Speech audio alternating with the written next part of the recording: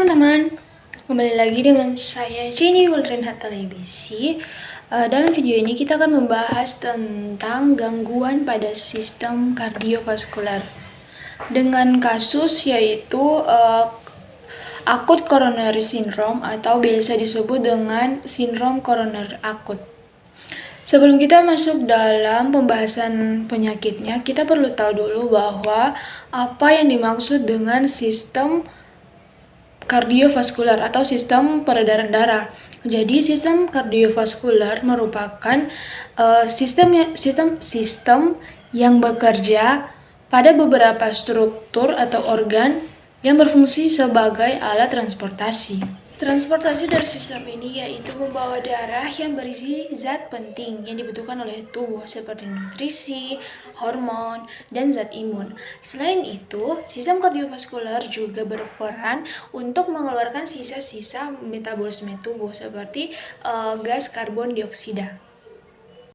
Selain itu, penyebab yang dapat timbul dari akut coronary syndrome ini adalah dengan adanya penebalan endapan lemak atau plak pada dinding pembuluh darah yang menyebabkan penurunan aliran darah miokard akibat penyempitan arteri koroner.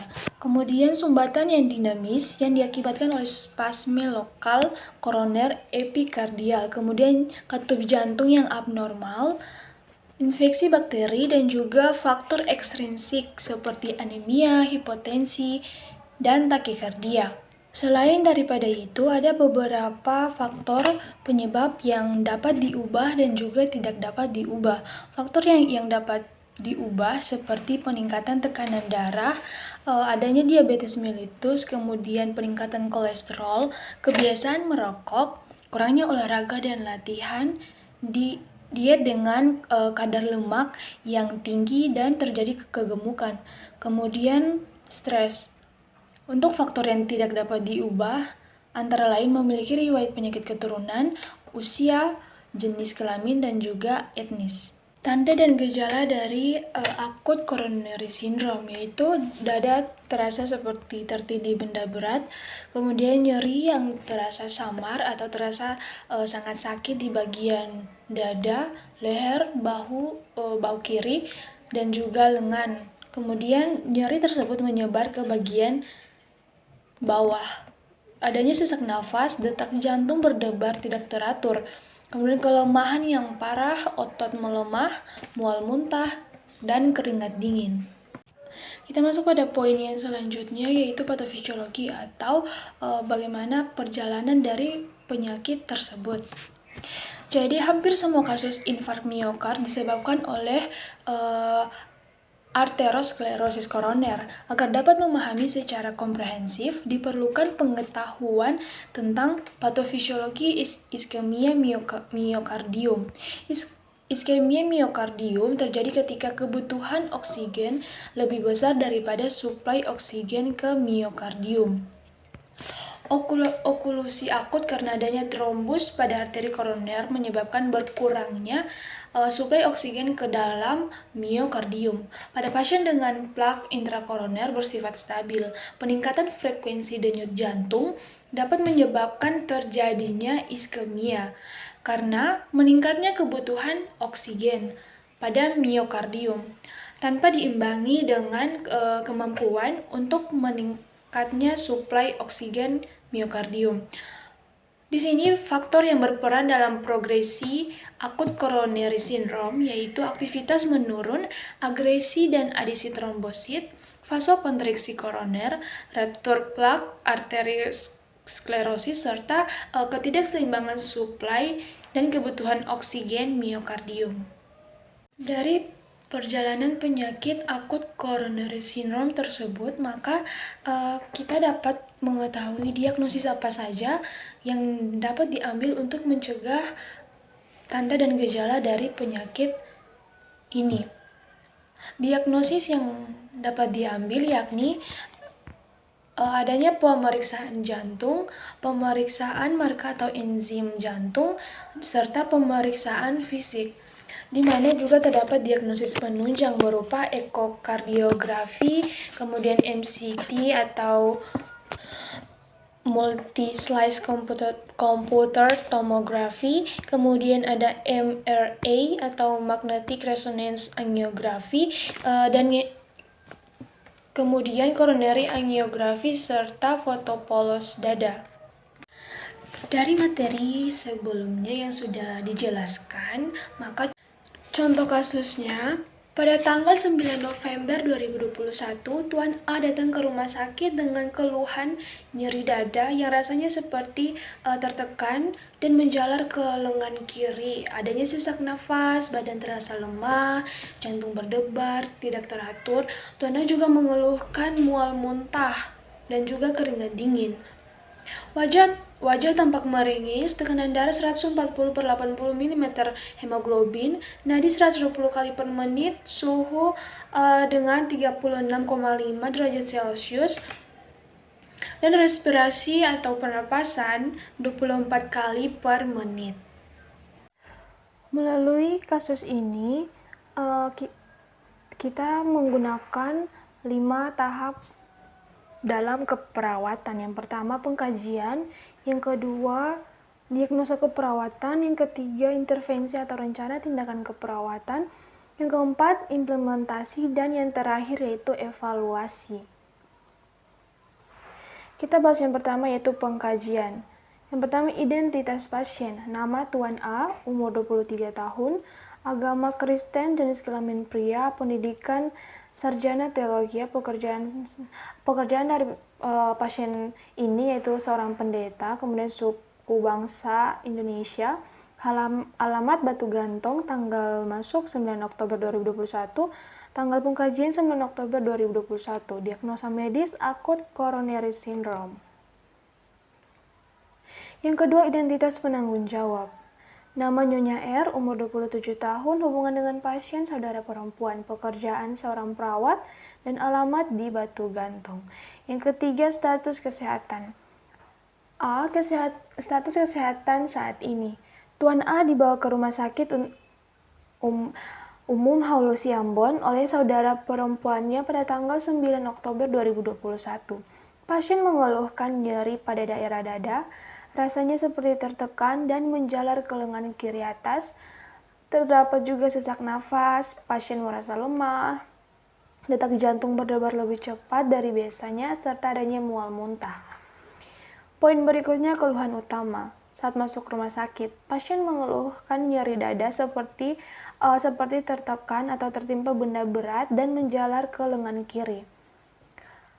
Sedangkan keluhan utama saat ini, keluhan pasien saat ini masih sama dengan keluhan saat masuk rumah sakit. Namun, saat ini pasien merasakan lemah yang disebabkan oleh mual muntah.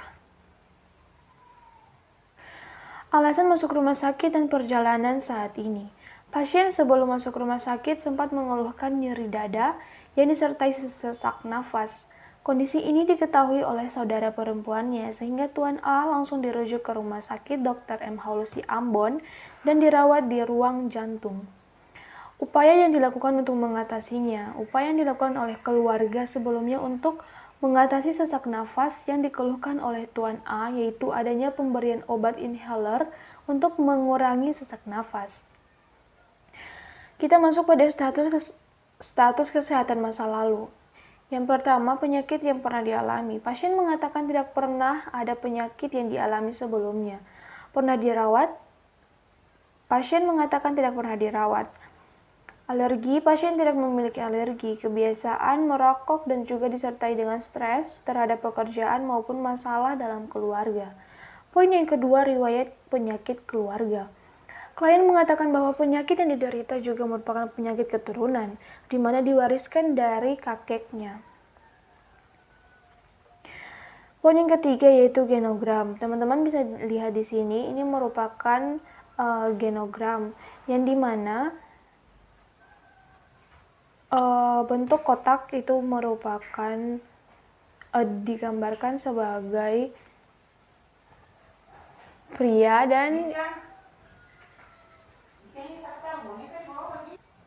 dan yang merupakan bentuk lingkaran digambarkan dengan wanita. Jadi di sebelah kiri merupakan keturunan dari keluarga ayah, sedangkan di sebelah kanan merupakan keturunan dari keluarga ibu. Poin yang keempat yaitu diagnosa medis dan terapi. Diagnosa medis yaitu akut coronary syndrome, sedangkan untuk terapi tidak terdapat terapi yang dilakukan. Kemudian poin yang kelima, pola kebutuhan dasar. Yang pertama, pola biologi, daya tahan tubuh pasien menurun, kemudian psikologi, tidak mengalami tanda-tanda kejiwaan. Sosial, pasien dapat beradaptasi dengan lingkungan, namun pasien juga dapat jenuh terhadap lingkungan sekitar, di mana dipengaruhi oleh penyakitnya. Kemudian pola kebutuhan dasar spiritual, pasien sering melakukan doa secara pribadi. Kemudian poin yang keenam, pola persepsi dan manajemen kesehatan.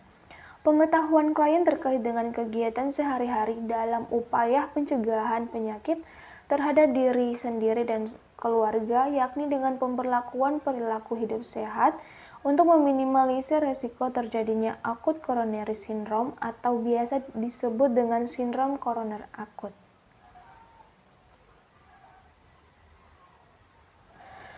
Yang ketujuh, pola nutrisi metabolik. Sebelum sakit, pasien menghabiskan 1 porsi makanan dalam sekali pemberian. Di dalam makanan tersebut terdapat nasi, sayur, ikan, dan buahan. Tekstur bisa keras atau lembek sesuai dengan selera. Saat sakit, dari 1 porsi makanan, pasien hanya menghabiskan 1/2 porsi. Tekstur lembek atau dalam artian makanannya berupa bubur dan sup sayur. Kemudian poin yang ke-8, pola eliminasi. BAB sebelum sakit. BAB klien normal 2 kali dalam sehari, tekstur lembek berwarna coklat. Saat sakit, BAB klien tidak teratur, frekuensi lebih dari 3 kali dalam sehari, berbau tajam, berwarna kuning, teksturnya encer. Klien merasa sakit saat BAB. Kemudian untuk pola eliminasi BAK, sebelum sakit frekuensinya biasanya 2-3 kali per hari, berwarna jernih. Kemudian saat sakit frekuensi 2 kali sehari dengan warna kuning pekat. Yang ke-9, pola aktivitas dan latihan. Kemampuan keperawatan diri. Untuk pola aktivitas dan latihan di sini semuanya klien dibantu oleh keluarganya. Kemudian untuk latihan sebelum sakit, klien biasanya melakukan olahraga dan juga pekerjaan. Saat sakit, pasien mengatakan merasa lemah sehingga tidak dapat melakukan aktivitas apapun. Yang ke-10, pola kognitif dan persepsi. Sebelum sakit, klien biasanya melakukan hal untuk mengisi waktu luang selain daripada pekerjaan, dan klien tidak merasa nyeri ataupun sesak nafas. Namun, saat klien mengeluhkan sesak nafas, nyeri dada, bahkan sampai dengan gangguan pencernaan. Poin yang selanjutnya, pola persepsi dan konsep diri. Pasien mengatakan penyakitnya sedikit mempengaruhi kondisi tubuh dan kesehatannya. Klien juga mengatakan ingin segera pulang. Kemudian pola tidur dan istirahat. Sebelum sakit, 7 jam per hari. Saat sakit, pola tidur tidak teratur. Klien terjaga di mana disebabkan atau dipengaruhi oleh adanya nyeri dada. Kemudian pola peran hubungan. Klien memiliki tujuan untuk segera cepat sembuh agar bisa kembali beraktivitas bersama dengan keluarga, teman, dan masyarakat di sekitarnya. Kemudian pola seksual reproduksi. Di dalam asuhan ini, status dari pasien Tuan A itu belum menikah, jadi otomatis tidak ada pola seksual reproduksinya. Kemudian pola toleransi stres coping. Tuan A saat ini sangat lemah sehingga mempengaruhi fisiologinya seperti mual muntah, jantung berdebar tidak teratur, serta adanya keringat dingin. Pola nilai kepercayaan. Klien menyadari kemampuan untuk menggunakan kekuatan yang berasal dari diri sendiri serta mempunyai perasaan ketertarikan dengan diri sendiri dan yang maha kuasa. Kemudian kita masuk pada pengkajian fisik yang pada poin A, keadaan umum, tingkat kesadaran GCS, kompos mentis, mata 3, verbal 5, psikomotorik 5. Untuk TTV-nya nadi 120 kali per menit, suhu 36,5 derajat Celcius, tekanan darah 140 per 80 mm hemoglobin, dan respirasi 24 kali per menit. Poin C, keadaan fisik. Keadaan fisik meliputi inspeksi, palpasi, perkusi, dan juga auskultasi, di mana inspeksi merupakan melihat, palpasi meraba, perkusi mengetuk, dan auskultasi itu adalah mendengar. Kepala dan leher, menginspeksi kepala dan leher. Kepala terdiri dari mata, hidung, mulut, telinga. Mata bentuk simetris, tidak ada katarak atau penyakit lainnya. Hidung bentuk simetris, bernafas menggunakan alat bantu. Mulut bentuk simetris, jumlah gigi normal. Terus telinga bentuk juga simetris, pendengaran normal. Rambut berwarna hitam, terlihat subur. Alis bentuk simetris. Leher bentuknya simetris, tidak ada benjolan. Kemudian pemeriksaan dada. Pada pemeriksaan dada di sini terdapat dua pemeriksaan, yaitu pemeriksaan pada paru-paru dan juga jantung. Auskultasi paru-paru, adanya suara bunyi nafas tambahan yang berupa ronci. Kemudian palpasi paru-paru, adanya nyeri dada. Kemudian jantung, mendengar auskultasi jantung atau mendengar jantung berdebar tidak teratur. Kemudian payudara dan ketiak, inspeksi bentuk simetris, tidak terdapat lesi atau edema. Kemudian palpasi, tidak ada benjolan. Kemudian abdomen, inspeksi abdomen, bentuk simetris, halus, tidak ada lesi atau edema. Kemudian palpasi, tidak terdapat nyeri, tidak ada benjolan. Kemudian genitalia, inspeksi genitalia, bentuk simetris, tidak ada tanda dan gejala penyakit tertentu. Integumen, inspeksi, kulit terlihat kusam berwarna sawo matang. Palpasi, integritas kulit normal. Kemudian ekstremitas atas, bentuk simetris, tidak terdapat lesi atau edema. Kemudian ekstremitas bawah, bentuk simetris, tidak terdapat lesi atau edema. Kemudian neurologis, status mental dan emosi normal, pengkajian secara kranial normal, pemeriksaan refleks juga normal. Kita masuk pada poin yang ke 18 ya? Iya, 18. Pemeriksaan penunjang. Dapat berupa pemeriksaan rekam jantung, pemeriksaan marka atau enzim jantung, kemudian pemeriksaan fisik. Pemeriksaan penunjang lainnya dapat berupa ekokardiografi, MCCT atau multi-slice computer tomography, kemudian MRA atau magnetic resonance angiography, kemudian coronary angiography, dan yang terakhir foto polos dada. Kemudian analisa data, bisa lihat di sini bahwa terdapat diagnosa data subjektif dan objektif. Data subjektif yaitu kalian mengatakan nyeri dada, sesak nafas, lemah, jantung berdebar tidak teratur, mual muntah, dan keringat dingin. Sedangkan untuk data objektif atau data dari perawat itu sendiri, yaitu klien tampak meringis, kesakitan, tekanan darah 140 per 80 mm hemoglobin, nadi 120 kali per menit, suhu 36 derajat Celcius, respirasi 24 kali per menit. Untuk etiologinya, penyempitan pembuluh darah koroner dan gangguan pencernaan. Masalah yang timbul, yang pertama ketidakefektifan pola nafas, yang kedua nyeri akut, dan juga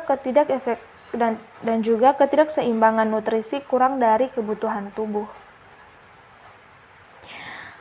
Tahap yang selanjutnya yaitu diagnosa keperawatan. Tanggal dan jam ditentukan diagnosa. Tanggal 9 November 2021 pukul 19.31 waktu Indonesia bagian timur dengan diagnosa keperawatan ketidakefektifan pola nafas berhubungan dengan hiperventilasi ditandai dengan adanya sesak nafas. Untuk diagnosa yang kedua, pada tanggal 9 November 2021 pukul 19.41 WIB, diagnosa keperawatannya yakni nyeri akut berhubungan dengan agen cedera biologi. Dan diagnosa keperawatan yang terakhir yaitu ketidakseimbangan nutrisi kurang dari kebutuhan tubuh berhubungan dengan asupan diet kurang ditandai dengan ketidakmampuan makan dan mencerna makanan. Masuk pada tahap yang ketiga yaitu intervensi keperawatan atau rencana tindakan keperawatan. Di sini yang pertama untuk diagnosa yang pertama yaitu menyangkut ketidakefektifan pola nafas berhubungan dengan hiperventilasi yang ditandai dengan sesak nafas. Tujuan dan kriteria hasil dari diagnosa tersebut yaitu yang pertama menunjukkan jalan nafas yang paten, kemudian tanda-tanda vital dalam rentang normal. Intervensinya gunakan teknik chin lift, kemudian posisikan klien untuk memaksimalkan ventilasi, pemasangan alat bantu nafas, auskultasi suara nafas, serta memonitoring TTV. Rasionalnya yaitu membuka jalan nafas pasien agar oksigen masuk lebih mudah, memaksimalkan oksigen untuk masuk ke paru-paru, kemudian mempermudah pasien untuk bernafas, kemudian peningkatan suhu menunjukkan komplikasi insisi.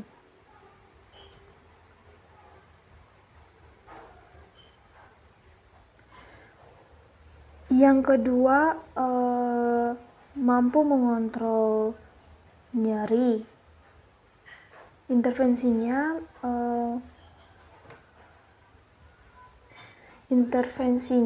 itu lakukan pengkajian nyeri secara komprehensif termasuk karakteristik, durasi, frekuensi, kualitas, dan faktor presipitasi. Kemudian tujuan dan kriteria hasil dari melaporkan bahwa nyeri berkurang dengan menggunakan manajemen nyeri. Intervensinya itu gunakan teknik komunikasi terapeutik untuk mengetahui pengalaman pasien tersebut. Kemudian menyatakan rasa nyaman ketika nyeri berkurang. Intervensinya kolaborasi dengan dokter, kemudian memonitoring penerimaan pasien tentang manajemen nyeri. Rasionalnya agar dapat memberikan tindakan keperawatan yang tepat sesuai dengan manajemen nyeri. Kemudian analgenik memblok lintasan nyeri sehingga nyeri bisa berkurang. Kemudian pasien dapat melakukan tindakan mandiri dengan benar. Untuk tujuan dan kriteria hasil pada diagnosa yang ketiga yaitu konsumsi makanan dan cairan, kemudian konsumsi nutrisi dan kontrol BAB, kontrol berat badan. Untuk intervensinya manajemen nutrisi, monitoring nutrisi, dan rasionalnya yaitu mengetahui kekurangan nutrisi pasien, mengetahui intake kalori apabila terjadi kekurangan. Tahap yang selanjutnya yaitu tahap implementasi keperawatan. Tindakan keperawatan pada diagnosa pertama dikaji pada tanggal 9 November 2021 pukul 20.30 waktu Indonesia bagian timur, yaitu memberikan tindakan Shinleys, kemudian memberikan fisioterapi, mendengar bunyi nafas tambahan menggunakan stetoskop, kemudian memonitoring respirasi. Kemudian tindakan keperawatan untuk diagnosa yang kedua yaitu melakukan pengkajian nyeri, di mana kita menggunakan metode PQRST, di mana P penyempitan pembuluh darah koroner menyebabkan sesak nafas. Q itu merupakan kualitas, nyeri seperti tertekan. Kemudian R itu digambarkan dengan resisten, yaitu nyeri menyebar ke bahu dan lengan kiri atas. Skala 5, waktunya atau time muncul setiap 1 menit. Kemudian tindakan keperawatan untuk diagnosa yang ketiga dikaji pada pukul 21.00, yaitu memberikan manajemen nutrisi serta memonitoring nutrisi. Dan tahap yang terakhir yaitu evaluasi keperawatan. Evaluasi keperawatan pada diagnosa pertama, di mana SOAP-nya pasien mengatakan sesak nafas yang ia alami sudah mulai berkurang. Tanda-tanda vital pasien sudah mulai normal, pasien tidak lagi merasa lemah. Masalah ketidakefektifan pola nafas teratasi sebagian. Lemah yang dialami pasien berkurang, denyut jantung sudah mulai normal. Kemudian pada nilai P-nya itu lanjut semua intervensi pada diagnosa pertama. Kemudian evaluasi pada diagnosa kedua. SOAP-nya, pasien mengatakan nyeri yang dialami sudah mulai berkurang. Data objektifnya, ekspresi pasien sudah tidak meringis lagi. Kualitas nyeri sudah terasa seperti nyut-nyutan, kemudian resistensinya itu pada daerah bahu, skala 2, waktunya jarang timbul. Kemudian masalah nyeri akut sebagian sudah teratasi, nyeri berkurang dari skala 5 menjadi 2, nyeri jarang timbul. Untuk nilai P-nya lanjut semua intervensi yang ada pada diagnosa kedua. Dan yang terakhir diagnosa ketiga, evaluasi SOP-nya yaitu pasien mengatakan mual muntah yang dialami sudah hilang, suhu tubuh normal, 1 porsi habis dimakan. Kemudian masalah ketidakseimbangan nutrisi, kurang dari kebutuhan tubuh, sebagian sudah teratasi. Pencernaan baik, proses makan dan mencerna baik. Kemudian lanjut semua intervensi yang ada pada diagnosa ketiga. Itulah pembahasan kita di hari ini dalam video kali ini juga terkait dengan akut coronary syndrome serta contoh kasus yang dapat diambil dari penyakit tersebut. Semoga video ini dapat bermanfaat bagi teman-teman semua. Sekian dan terima kasih.